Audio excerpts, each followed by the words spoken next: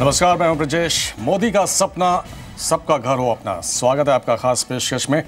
गरीबों का अपने घर का सपना जल्द पूरा होने वाला है। पीएम मोदी का ये अहम मिशन अब आगे बढ़ने लगा है। गुजरात के गांधीनगर में 375 प्रोजेक्ट्स के एमओयू आज साइन हुए, जिनका फोकस रहेगा सबको सस्ता घर मुहैया करवाना। लेकिन बड़ा सवाल है कि ये कितनी बड़ी चुनौती होगी, कितना आसान या कितना मुश्किल होगा इस सपने को साकार करना। इसी पर हम बात करेंगे। इसमें हमारे साथ कुछ खास मेहमान भी होंगे, लेकिन उससे पहले देखिए ये रिपोर्ट।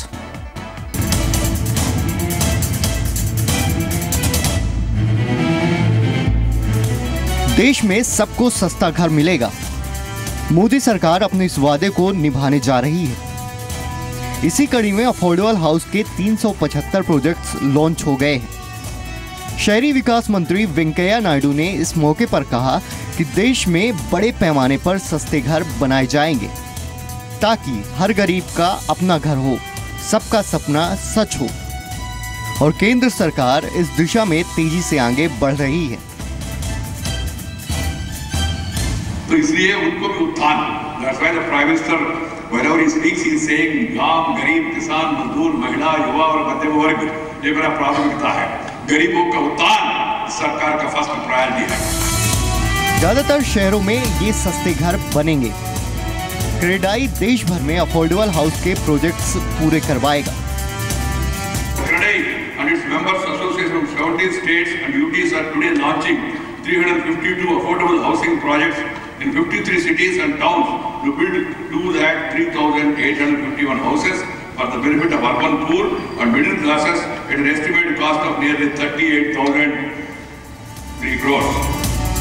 हर जरूरतमंद को साल 2022 तक घर देने की बात सुनने में अच्छी लगती है, लेकिन जब तक प्राइवेट बिल्डर सस्ते घर नहीं बनाएंगे, तब तक मोदी सरकार का ये मिशन पूरा नहीं होगा। बिल्डर्स ने भी आगे कदम बढ़ाया है और भरोसा दिया है कि इस मिशन में वो सरकार के साथ हैं। सस्ते घर देने के प्रोजेक्ट में अब बिल्डर भी आ चुके हैं।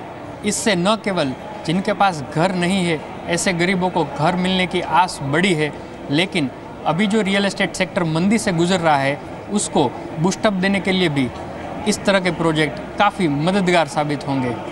कैमरामैन योगेश ठक्कर के साथ केतन जोशी, जी मीडिया, गांधीनगर। प्रधानमंत्री बनने के बाद ही नरेंद्र मोदी ने इस बात पर चिंता जताई थी कि 60 साल के ऊपर बीत चुके हैं आज़ादी के, लेकिन अभी भी सबको छत मुहैया नहीं हुई है हमारे देश में। और इसलिए बहुत ज़रूरी है कि एक बड़ा तबका जो अफोर्ड नहीं कर सकता है घर को, वो उसके लिए सरकार पहल करे, उसके लिए अफोर्डेबल हाउसेस बनाए। और इसके लिए निजी क्षेत्र का सहयोग बहुत ज़रूरी है। कैसे ये मुमकिन होगा, इसी पर हम चर्चा करेंगे। हमारे साथ संजीव चौहान जी हैं, बिजनेस हेड अदानी शांति ग्राम प्रोजेक्ट्स। हमारे साथ प्रदीप अग्रवाल जी थोड़ी देर में बस जुड़ रहे हैं, चेयरमैन सिग्नेचर ग्लोबल। और गुलाम जिया, ईडी नाइट फ्रैंक, आप सभी का बहुत स्वागत है।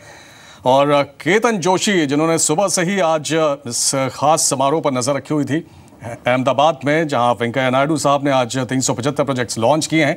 सबसे पहले अब रुख करेंगे केतन का ही। केतन, आज जो समारोह था उस पर पूरे देश की नज़र थी, और ख़ासकर उन लोगों की तो ख़ास तौर पर थी जिनके पास रहने के लिए अपना घर नहीं है, उस सपने को पूरा करना चाहते हैं। आज 375 प्रोजेक्ट्स लॉन्च हुए हैं। इसके अलावा और क्या खास ऐलान हुए हैं हमारे कस्टमर्स के लिए या उन नागरिकों के लिए जो घर चाहते हैं?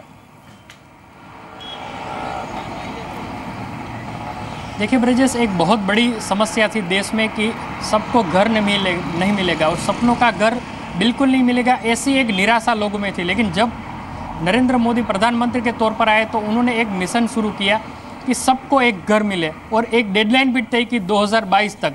लेकिन ये तब तक मुमकिन नहीं होगा प्रधानमंत्री का सपना जब तक कि प्राइवेट प्लेयर इसमें नहीं जुड़ेंगे। लेकिन आज क्रेडाई ने अपने पैन इंडिया जितने भी मेंबर्स हैं जो कि बिल्डर है, उन्होंने ही खुद अफोर्डेबल सेगमेंट में आने का एक वादा किया, और आज एक साथ 375 प्रोजेक्ट है वो लॉन्च किए। और ये अफोर्डेबल कैटेगरी के हैं, जो केंद्र सरकार की गाइडलाइन है उसको फॉलो करते हुए ये प्रोजेक्ट है। यहाँ से नहीं रुकेंगे, 2,37,000 घर बनेंगे कुल 375 प्रोजेक्ट में। लेकिन जक्सई शाह जो कि आज ही क्रेडाई के नेशनल प्रेसिडेंट बने हैं, उन्होंने ये खास कहा कि आने वाले 2 साल में हम देश में 25 लाख सस्ते घर बनाएंगे। मतलब कि साफ है कि अब तक जो निजी बिल्डर है अफोर्डेबल सेगमेंट में नहीं आ रहे थे, सिर्फ सरकार ही इस पर बात कर रही थी या तो कुछ कार्रवाई कर रही थी, लेकिन अब बिल्डर भी इस पर कूद पड़े हैं और प्रधानमंत्री का सपना है वो अपना सपना समझकर आगे आए हैं। तो कहीं ना कहीं अब एक विश्वास होने लगा है कि हर व्यक्ति, हर परिवार जिनके पास घर नहीं है उनको घर शायद मिलेगा, और वो भी 2022 के आसपास। तो बहुत बड़ा कदम था। आज क्रेडाई ने पूरे जोशो आवाज में ये कहा वेंकैया नायडू की मौजूदगी में कि घर देने में हम मदद करेंगे सरकार की मदद लेकर। तो एक बहुत बड़ा अहम दिन था आज सबके लिए। जी बिल्कुल, बहुत ही अहम दिन था, और इस लिहाज से भी ये बहुत महत्वपूर्ण हो जाता है कि 2 करोड़ घर की कमी बताई जाती है हमारे देश में, और इसमें एक बहुत बड़ा तबका ऐसा है जो अफोर्ड नहीं कर पाता है। संजीव चौहान जी, आपसे जानना चाहेंगे, ये सवाल इसलिए अहम हो जाता है क्योंकि 2 महीने पहले की बात है, वेंकैया नायडू साहब ने चिंता जताई थी कि अफोर्डेबल हाउस प्रोजेक्ट्स के लिए उनके पास एक भी आवेदन नहीं आया है। ये बड़ी निराशा की बात है, और ये इसलिए भी अहम है क्योंकि इतना बड़ा प्रोजेक्ट बिना प्राइवेट भागीदारी के पूरा नहीं हो सकता है।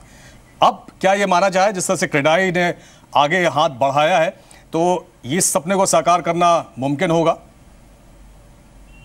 ब्रिजेश जी, मैं आपको बताना चाहूँगा कि अडानी समूह में अडानी रियलिटी एक इमर्जिंग आर्म है जिसने पिछले 6 सालों में करीबन 6 मिलियन स्क्वायर फीट बना के डिलीवर किया है, और करीबन 2 मिलियन स्क्वायर फुट अगले 1 से सवा साल में हम लोग डिलीवर करेंगे। और हमने शुरुआत से ये ध्यान रखा है कि जो हम घर दें वो अफोर्डेबल हो, क्वालिटी हो और इंफ्रास्ट्रक्चर के साथ मुहैया करा सके। आज अहमदाबाद में हमारा 600 एकड़ में फैला हुआ अडानी शांतिग्राम करके टाउनशिप का प्रोजेक्ट है, जिसमें हमने स्पेसिफिकली अफोर्डेबिलिटी का ध्यान में रखते हुए 1 और 2 BHK पर हमने खास ध्यान रखा।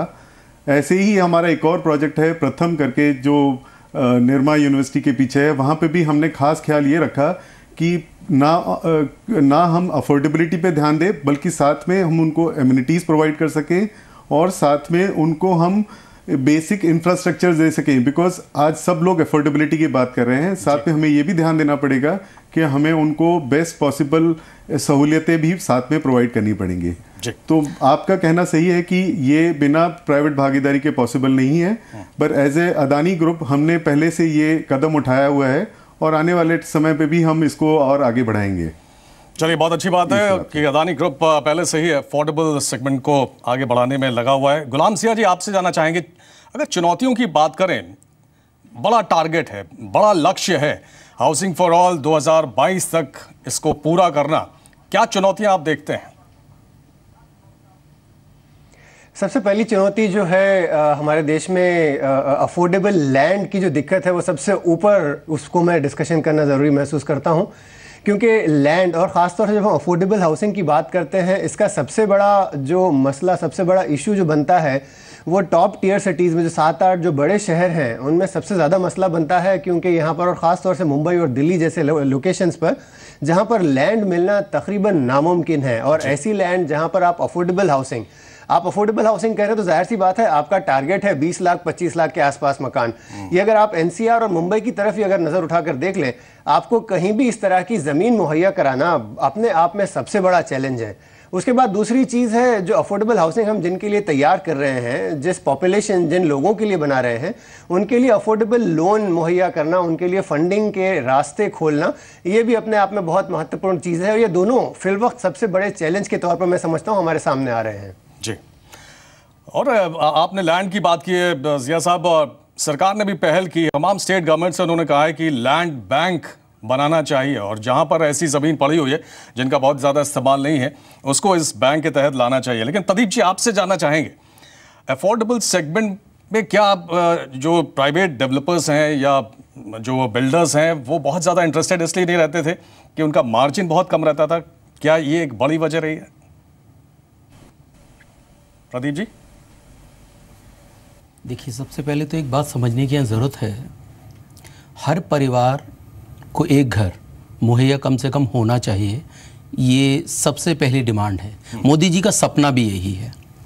समझने की ज़रूरत है कि आज इन चीज़ों को बनाने में दिक्कत कहाँ आ रही है। दिक्कत सबसे पहले ये है कि हम अफोर्डेबल हाउसिंग और नॉर्मल हाउसिंग में कोई फ़र्क नहीं कर पा रहे हैं। फ़र्क इन द सेंस कि अगर हम लैंड की बात करें तो कोई लैंड पार्सल ऐसे मुहैया नहीं है जो आपको नॉर्मल ग्रुप हाउसिंग और इनसे कुछ डिफरेंट हो। दूसरी बात, जो इनिशिएटिव गवर्नमेंट ने लिए हैं, मुझे लगता है ये ऐसे इनिशिएटिव हैं कि इस वक्त इन इनिशिएटिव को लेना बहुत ज़रूरी था। अगर हम 2 करोड़ घर 2022 तक लोगों को देना चाहते हैं तो ज़रूर कुछ ऐसी योजना बनानी पड़ेगी, जैसी प्रधानमंत्री जी ने पिछले 2 दिन में कहा है स्टेट्स को कि ऐसी लैंड्स जस्ट आइडेंटिफाई करें कि जिनके अंदर अफोर्डेबल हाउसिंग को बनाया जा सके। दूसरा, जो क्वालिटी ऑफ कंस्ट्रक्शन है उसके ऊपर ध्यान देने की ज़्यादा ज़रूरत है। कहीं ऐसा ना हो कि अफोर्डेबल हाउसिंग की इस दौड़ में उस क्वालिटी ऑफ कंस्ट्रक्शन में कहीं कोई कॉम्प्रोमाइज़ हो जाए। तो मैं ये कह सकता हूँ एज ए सिग्नेचर ग्लोबल, हमने दिल्ली एनसीआर में 2017-18 तक लगभग 25,000 घर अफोर्डेबल हाउसिंग देने का लोगों को बुक करने का एक बीड़ा उठा रखा है। और पिछले अगर 15 महीने की बात करें तो लगभग 7500 के नियर अबाउट यूनिट हम लोगों को बुक कर चुके हैं। और क्वालिटी ऑफ कंस्ट्रक्शन का हमने खास तौर पे ध्यान रखा है। अगर गवर्नमेंट की तरफ से ऐसा ही सपोर्ट हमें मिलता रहा तो वो दिन दूर नहीं जो मोदी जी का जो सपना है वो सच ना हो पाए, ऐसा मुझे लगता नहीं है। जी जिया साहब, आपको क्या लगता है जो भी प्रदीप जी ने बात कही है कि बैलेंस बैठाना, अफोर्डेबल प्राइस और उनका कहना है कि अभी आपने जो बात कही क्वालिटी और प्राइस के बीच में बैलेंस बैठाना क्या वाकई बड़ी चुनौती है बिल्डर्स के लिए। वो कैसे वो मेकअप करेंगे जो प्राइस है वो भी बनी रहे, वो भी जो आम ग्राहक है उसकी पहुंच में रहे और क्वालिटी भी ना बिगड़े। बिल्कुल, बहुत ही सही मुद्दा है प्रदीप जी ने उठाया है। और इसके लिए मैं एक ही बात कहना चाहूँगा कि अब तक जो हमारे जाने माने रियल एस्टेट डेवलपर्स हैं, और अगर हम उसे पूरे भारतवर्ष में भी देख लें तो अब तक इन्होंने जो मकान बनाए हैं, डेवलपर लॉबी ने या प्राइवेट डेवलपर्स ने जो मकान बनाए हैं, वो मुश्किल से 5% ऑफ द टॉप कैटेगरी, जो हम ऊपर की पॉपुलेशन कहते हैं, सिर्फ उसी को केटर करते आए हैं। और जाहिर सी बात है उनका इंफ्रास्ट्रक्चर भी ऐसा है कि जिसके साथ अगर उनको आज अफोर्डेबल हाउसिंग बनाना है तो वो माइंडसेट है, उसमें माइंडसेट में शिफ्ट करना अपने आप में एक बहुत बड़ा चैलेंज बन के सामने उभरेगा। मिसाल के तौर पर अगर मैं मुंबई की एग्जाम्पल लेता हूं, यहाँ पर कुछ ऐसे मकान, बल्कि खास तौर से तकरीबन सारे मुंबई में कॉस्ट ऑफ कंस्ट्रक्शन आज जा चुका है तकरीबन 2,500 से 3,000 रुपए स्क्वायर फीट एवरेज। और कुछ ऐसे मकान हैं जो 7 से 8,000 रुपए स्क्वायर फीट में बन रहे हैं और उनका कॉन्टिजेंसी जिसे कहते हैं कि जो नामालूम किसी तरह की कॉस्ट आ जाए वो 10% के तौर पर वो रखते हैं। वो 10% भी तकरीबन 1,000-1,200 के ऊपर चला गया और अफोर्डेबल हाउसिंग की कॉस्ट ऑफ कंस्ट्रक्शन उससे कम है। तो ये सारे का सारा एक अलग इंफ्रास्ट्रक्चर क्रिएट करना अफोर्डेबल हाउसिंग को समझते हुए मेरे ख्याल से आज डेवलपर्स के लिए एक बहुत इंपॉर्टेंट बात, और मैं हाईलाइट करना चाहूंगा, बेंगलोर में ऐसे डेवलपर हैं जी जो बहुत पुराने माने हुए दिग्गज डेवलपर हैं। उन्होंने एक सेपरेट कंपनी खोल रखी है अफोर्डेबल हाउसिंग को केटर करने के लिए। तो जरूरत इस बात की है कि आगे चलते हुए एक सेपरेट कंप्लीट इंफ्रास्ट्रक्चर तैयार किया जाए जिसके तहत first of all affordable housing को पूरी तरह से समझा जाए, उसकी कंस्ट्रक्शन कॉस्ट को, उनकी इंप्लीकेशंस को। मिसाल के तौर पर क्वालिटी का मतलब ये नहीं है कि आप उसमें बहुत कीमती इटालियन मार्बल लगा लें, चाहे वो मार्बल मोज़ेक फ्लोरिंग हो लेकिन खूबसूरती से लगाई जाए, क्राफ्टमैनशिप का ख्याल रखा जाए। तो ये मामूली चीजें हैं जो कॉस्टिंग और क्वालिटी के बीच में जो एक हमेशा से आगे चलता रहेगा झगड़ा अफोर्डेबल हाउसिंग को लेके, उसको बैलेंस करना बहुत जरूरी बनता चला जाएगा। जी बिल्कुल, आप लोग से बातचीत जारी रखेंगे, लेकिन आज जो कि बहुत बड़ा दिन था और केतन लगातार बने हुए थे अहमदाबाद में। क्रेडाई के अध्यक्ष से उन्होंने खास बातचीत की है, उन्होंने जो टारगेट है उसको लेकर क्या कुछ कहा प्रेसिडेंट जक्षय शाह ने, आइए सुनते हैं। क्रेडाई के नेशनल प्रेसिडेंट जक्षय शाह इस वक्त हमारे साथ मौजूद है। आइए हम उनसे बात करते हैं कि आने वाले दिनों में क्रेडाई का क्या है एजेंडा। सबसे पहले जक्षय भाई ये बताइए कि आज जो 375 MOU साइन हुए वो कब तक कमीशन स्टेज पर आएंगे और देखिए आगे क्या होगा? केतन जी, ऐसा ये जो हमने पहले से निश्चय किया था क्रेडाई के प्लेटफॉर्म पे, जिस बिल्डर ने या तो उसको परमिशन मिली है या परमिशन की एप्लीकेशन कर दी है वो ही हम लेंगे। तो मेरे हिसाब से आपको पता है ये जल्दी ही शुरू हो जाएंगे। काफ़ी प्रोजेक्ट की परमिशन आ गई, काफ़ी की आने वाली है, तो मेरे हिसाब से 3 महीने से ज़्यादा टाइम नहीं लेना चाहिए।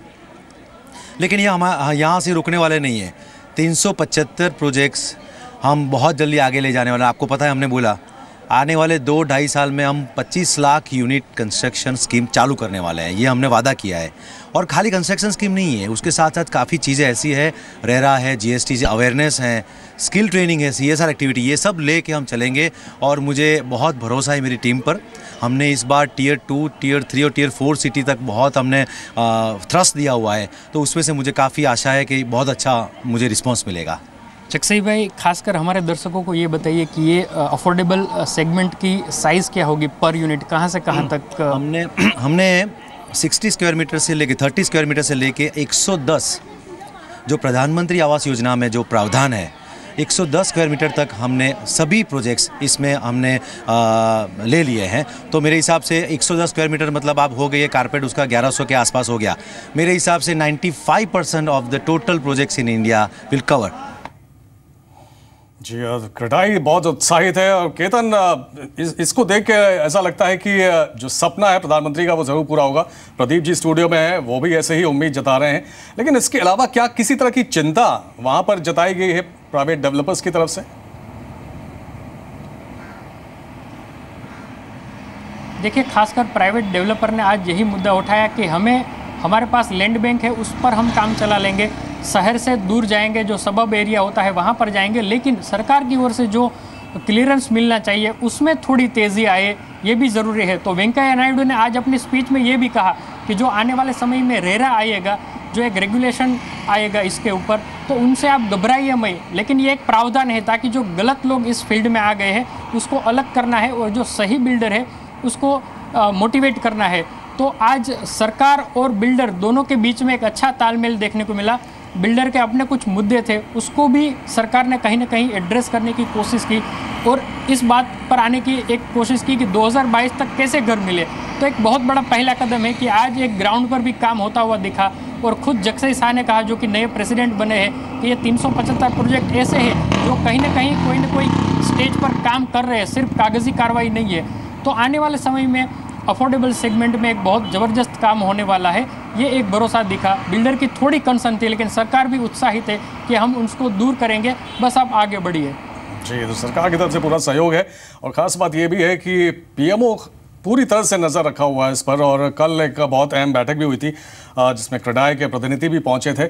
उनसे यही जानने की कोशिश हुई है कि आपकी समस्या क्या है, आप लोग आगे क्यों नहीं आ रहे हैं। संजीव जी, आपसे जानना चाहेंगे, जिन चुनौतियों का जिक्र अभी किया केतन ने, आपको लगता है कि इसको तो केटर करना ही चाहिए, इसके अलावा कुछ और कदम जो सरकार को उठाने चाहिए, आपकी नज़र में वो क्या होने चाहिए? मेरा मानना है कि ये प्रधानमंत्री आवास योजना एक बहुत बड़ा बूस्टर बन के निकलेगा। बिकॉज सबसे इम्पोर्टेंट ये है कि आसान कर्ज दरों में लोन मुहैया हो रहे हैं, ऊपर से सब्सिडी है। और आज की तारीख में एक एंड यूज़र है जिसको घर चाहिए अफोर्डेबल प्राइस पे। और जैसा प्रदीप जी ने बोला कि क्वालिटी और इंफ्रास्ट्रक्चर भी एक ऐसी चीज़ें हैं जो साथ में अफोर्डेबिलिटी के साथ ध्यान रखनी पड़ेंगी। और वो शायद हम आने वाले समय में एक बहुत बड़ा चैलेंज मानते हैं। इसलिए वो जो भी अप्रूवल्स हैं सरकार की तरफ से, वो रेगुलराइज करा करके जल्दी से जल्दी मुहैया कराया जाए, ताकि ये घर ज़्यादा दूर भी ना हो और अफोर्डेबल तरीके से एक अच्छी क्वालिटी के साथ हम डिलीवर करा सकें। जी, और इसमें SBI भी आगे आया है और उसने बहुत सारे ऑफर्स दिए हैं। SBI के MD corporate banking group B Shriram से बात की हमारे संवाददाता केतन जोशी ने। उन्होंने क्या कहा, आइए सुनते हैं। आज क्रेडाई ने प्रधानमंत्री का जो सपना है 2022 तक उन परिवार को घर देना जो गरीब है, जिनके पास घर नहीं है, तो ऐसे 375 प्रोजेक्ट अक्रॉस इंडिया के लिए आज यहाँ पर लॉन्च हुए। और SBI ने विशेष तौर पर उनको सहूलियत दी है, खासकर कुछ बेसिस पॉइंट को उनको फ़ायदा भी दिया है। इस वक्त SBI के DGM हमारे साथ है, आइए हम उनसे बात करते हैं। सर बताइए, आपने आज इस प्रोजेक्ट जो लॉन्च हुआ उसमें किस तरह से मददरूप होंगे? नहीं, देखिए, SBI जो है वो अफोर्डेबल हाउसिंग को प्रमोट करने के लिए काफ़ी जो है वो कदम उठा रही है। आज जो यहाँ जो क्रेडाई का जो नेशनल इवेंट है, SBI एक्चुअली क्रेडाई का एक नेशनल पार्टनर है। और यहाँ पर आज 375 जो है वो अफोर्डेबल हाउसिंग लॉन्च का जो आज प्रोग्राम हुआ, तो बैंक ने एक नॉर्मली इसी पार्टनरशिप को आगे लेते हुए और अफोर्डेबल हाउसिंग को एक बढ़ावा देने के लिए हाउसिंग फॉर ऑल मिशन के तहत जितने भी जो बिल्डर्स हैं जो अपने अफोर्डेबल हाउसिंग प्रोजेक्ट्स लॉन्च करेंगे, नॉर्मली हमारे यहाँ एक जो है वो बिल्डर फाइनेंस की जो एक स्कीम रहती है, तो बैंक ने ये फैसला किया है कि जो अफोर्डेबल हाउसिंग में जो प्रोजेक्ट्स में जो बैंक फाइनेंस करती है उसमें हमारा जो rate of interest concession can go up to 35 basis points. तो नॉर्मल जो रेट ऑफ इंटरेस्ट रहता है उसमें हम अगर अफोर्डेबल हाउसिंग का अगर प्रोजेक्ट है तो bank will be going for a rate of interest concession of up to 35 basis points. और सर ग्रीन हाउस कोई अफोर्डेबल प्रोजेक्ट करता है तो उनके लिए भी आपने कुछ छूट का अनाउंसमेंट किया है? ग्रीन हाउस में क्या है, ऑलरेडी हमारे बैंक में एक एक्चुअली जो ग्रीन हाउस को प्रमोट करने के लिए एक स्कीम है, और इवन जो हमारे जो कस्टमर अगर ग्रीन हाउस में होम लोन वगैरह लेते हैं तो उसमें हमारा प्रोसेसिंग फ़ी का जो है वो वेवर रहता है। इसके अलावा जो बिल्डर्स जो ग्रीन हाउस में जो प्रोजेक्ट डेवलप करते हैं तो बैंक का ऑलरेडी एक इनबिल्ट स्कीम है कि 10 बेसिस पॉइंट जो है वो उसमें उनको रेट ऑफ इंटरेस्ट में कंसेशन। प्रदीप जी, आपसे जानना चाहेंगे, एसबीआई ने जो पहल की है, जो ऑफर दिया है, वो आपको लगता है कि बहुत अच्छा ऑफर है? ना केवल होम बायर्स के लिए होम लोन पर छूट की बात हो रही है, बल्कि कंस्ट्रक्शन लोन पर भी छूट की बात की जा रही है एसबीआई की तरफ से। नहीं, बहुत अच्छा कदम है, इसमें कोई शक ही नहीं है कि हर जितने भी डिपार्टमेंट, आप ये देखिए एक कितनी अच्छी बात है अगर हम पूरे के पूरे सेगमेंट की बात करें, चाहे गवर्नमेंट हो, चाहे बैंक्स हों, चाहे बिल्डर्स हों, इस वक्त अगर पिछले 3 साल की हम बात करें तो पूरा का पूरा सिनेरियो एंटायर चेंज हो गया है। कभी आपने ऐसे अफोर्डेबल हाउसिंग या किसी भी हाउसिंग सेगमेंट को इस टाइप से डिस्कशन होते नहीं सुना होगा। तो जो एक मंदी का दौर रियल एस्टेट में चल रहा था, उस मंदी के दौर से निकलने का ये सबसे अच्छा वक्त है। मुझे लगता है जितने रियल एस्टेट मेरे डेवलपर भाई हैं उनको ये समझना पड़ेगा कि अगर कुछ ट्रबल्स पीछे आई हैं तो अफोर्डेबल हाउसिंग एक ऐसा सेगमेंट है, अगर वो इसमें काम शुरू करते हैं तो कहीं ना कहीं पूरा का पूरा एंटायर सिनेरियो चेंज हो सकता है। और गवर्नमेंट जितना इस वक्त इन चीज़ों के ऊपर फोकसली लगी हुई है, शायद इससे पहले कभी किसी गवर्नमेंट ने इस फोकस के साथ काम नहीं किया है।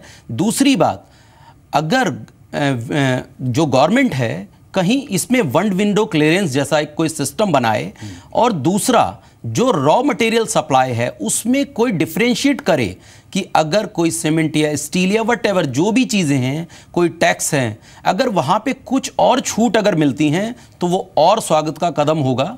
मुझे लगता है गवर्नमेंट कहीं ना कहीं इन चीज़ों पे सोच रही है, और आपके माध्यम से अगर वो मेरी बात सुन रहे हैं तो कुछ ना कुछ ऐसे स्टेप जरूर उठाएं कि जो नॉर्मल ग्रुप हाउसिंग है और अफोर्डेबल हाउसिंग है वो बिल्कुल एंटायर डिफरेंट नजर आएं, ना कि उनके लिए भी सीमेंट वही रेट है या स्टील वही रेट है। ऐसा नहीं होना चाहिए। बिल्कुल। और सरकार कितनी गंभीर है इस विषय को लेकर, उसी से पता लगता है कि इंफ्रास्ट्रक्चर का दर्जा भी दे दिया है अफोर्डेबल हाउसिंग को। गुलाम जिया जी, आपसे जानना चाहेंगे, एक बड़ी चिंता जो है, रियल एस्टेट काफ़ी दबाव में हम सभी जानते हैं, और प्रदीप जी जैसा कि कह रहे थे कि अगर अफोर्डेबल सेगमेंट में आप जाते हैं बिल्डर्स तो उनके लिए आगे चलकर फ़ायदा होगा, लेकिन एक बड़ी समस्या या बड़ी चिंता कहें तो वो इन्वेंट्री है। बड़े पैमाने पे इन्वेंट्री मुंबई में, दिल्ली, एनसीआर में, बेंगलुरु में नज़र आती है। उसका बिल्डर्स क्या करेंगे? क्या कुछ आगे चलकर कुछ ऐसा अरेंजमेंट हो सकता है कि अफोर्डेबल सेगमेंट में उसको शिफ्ट किया जाए, या कुछ ऐसा हो सकता है? देखिए, पहली चीज़ तो आप जिस इन्वेंट्री की बात कर रहे हैं वो समझना ज़रूरी होगा कि इसमें से शायद ही कोई उसका अफोर्डेबल हाउसिंग का उसमें ऑलरेडी हिस्सा हो। आपने ये पूछा कि क्या उसे शिफ्ट किया जा सकता है, मेरे लिए तो तकरीबन नामुमकिन नज़र आ रहा है, क्योंकि जो चीज़ तैयार है वो एक कॉस्ट उसमें लग चुकी है, चाहे वो कॉस्ट ऑफ लैंड हो, कॉस्ट ऑफ कंस्ट्रक्शन हो, कॉस्ट ऑफ फंडिंग हो, मार्केटिंग हो, जो भी हो, वो उसमें लग चुकी है। वो मकान तैयार खड़ा है, आगे चल के उसका कॉस्ट सिर्फ बढ़ता चला जाएगा, क्योंकि आपकी इंटरेस्ट कॉस्ट भी उसमें लगती ऐड होती चली जाएगी। तो मुझे नहीं लगता जो एग्जिस्टिंग इन्वेंट्री है उसको फिजिकली या किसी तौर पर आप उसे अफोर्डेबल हाउसिंग में शिफ्ट कर पाएं, ये मेरे नामुमकिन दिखाई दे रहा है। और दूसरी चीज़ जो आप मंदी की बात कर रहे हैं, एक और चीज़, जब हम ये 350-400 प्रोजेक्ट के लॉन्च की बात कर रहे हैं, ये सारी चीज़ें सुनने में बहुत ही भली दिखाई महसूस होती हों, लेकिन एक चीज़ जो हम कंज्यूमर को इग्नोर कर रहे हैं, एक और चीज़ पिछले चंद मिनटों में हमने बात कर ली, बिल्डर की बात कर ली, रेगुलेशन की बात कर ली, बैंकों की बात कर ली, एक चीज़ जिसकी बात हम अब भी नहीं कर रहे हैं वो है कंज्यूमर। अगर आप जब तक के इन सारे प्रोजेक्ट को कंज्यूमर की नज़र से ना देखें, आगे चल के एक बहुत बड़ी समस्या के बायस बन सकते हैं। इसका मतलब मैं कहना यह चाहूँगा कि अगर आपने आज ये 350 प्रोजेक्ट शुरू कर दिए, कहीं ना कहीं आपको इसमें कंज्यूमर की तरफ से फंडिंग भी आनी ज़रूरी है। और जैसा आप जानते हैं, पिछले साल 2 साल 3 साल में कंज्यूमर ने रियल एस्टेट की तरफ से जो मुंह मोड़ रखा है, अगर आगे चलते भी यही माहौल बना रहा तो अगले साल 2 साल में ये जो सारे नए प्रोजेक्ट अफोर्डेबल हाउसिंग में लॉन्च हो रहे हैं, अगर उनको कंज्यूमर का पार्टिसिपेशन ना मिले, अगर उसमें कंज्यूमर में एक्साइटमेंट, जज्बा नहीं जाग पाए कि उन्हें आगे बढ़ के मकान खरीदने हैं, तो एक समय आएगा जब फंडिंग के ना होने के कारण ये प्रोजेक्ट शायद किसी न किसी मकाम पे जाके बहुत बड़ा चैलेंज फेस करेंगे, शायद रुक भी जाएं। तो उसे भी अपने आप में देखना जरूरी होगा कि कंज्यूमर को मकान चाहिए कहां पर। महज इसलिए कि मेरे पास कोई 600 एकड़ की प्रॉपर्टी कहीं रखी है, उस पर मैं अफोर्डेबल हाउसिंग बना दूं और एक्सपेक्ट करूं कि सारे शहर के लोग यहां अफोर्डेबल हाउसिंग खरीदें, ये सोचना शायद सही नहीं होगा। हमें देखना ही होगा कंज्यूमर को मकान की जरूरत कहां है। अगर आपके जो जॉब्स जहां हैं, इंफ्रास्ट्रक्चर, कनेक्टिविटी, ट्रांसपोर्टेशन कहां है, उन सारी चीजों को सामने रख के उस लैंड का सिलेक्शन किया जाए और उस पर मकान बनाया जाए। जब तक कि ये अप्रोच, ये रुख ना देखा जाए, तब तक ये सारे प्रोजेक्ट शायद कहीं ना कहीं जाके किसी न किसी दिक्कत का सामना जरूर करेंगे। बहुत ही सही बात कही है गुलाम ज़िया जी आपने, और वाकई कंज्यूमर एंगल से भी सोचने की ज़रूरत है। उसका नज़रिया क्या है, उस पर भी ध्यान देने की ज़रूरत है सरकार को। उसके अलावा बहुत सारी बातें जो अभी निकल कर आई हैं, क्वालिटी और अफोर्डेबल प्राइस, जैसे कि प्रदीप जी ने कहा, उसमें बैलेंस बिठाना बहुत ज़रूरी है और रफ्तार देना भी ज़रूरी है। तय समय सीमा में घरों को बनाना भी बहुत ज़रूरी है। फिलहाल आप सभी का बहुत शुक्रिया, बहुत धन्यवाद इस चर्चा में हमारे साथ जुड़ने के लिए, बहुत धन्यवाद। और इस खास पेशकश में इतना ही।